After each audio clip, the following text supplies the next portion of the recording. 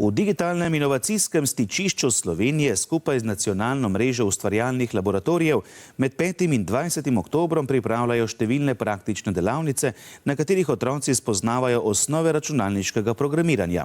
Projekt so poimenovali Pametna buča. Včeraj so se mojstri programiranja mudili pri osnovnošolcih v romskem naselju Kamenci v Prekmurju. Danes je že skoraj vsaka stvar pametna. Imamo pametne telefone, zvočnik z mize nam govori o vremenu, zobna ščetka nam pove, kateri zob smo drgnili premalo.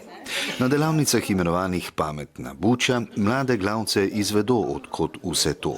Na konkretnih primerih, torej ni samo teorija, ampak praktično spoznavajo, da lučke utripajo, kako se programira Arduino, tičnike in tako naprej. Cilj letošnjih delavnic je, tako Sobočanova, doseči tudi okolja in populacijo, ki se sicer le redko srečuje z digitalnimi veščinami. Romski otroci v Kamencih so jih dobro sprejeli. Kaj vse si izvedel? Kako se dela z elektriko, kako se skupaj delajo žice.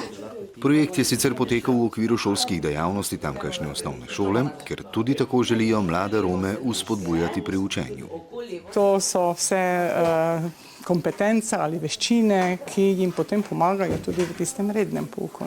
Tu se je danes marsikdo pokazal kot zelo dober, vidi, da zmore, vidi, da gre.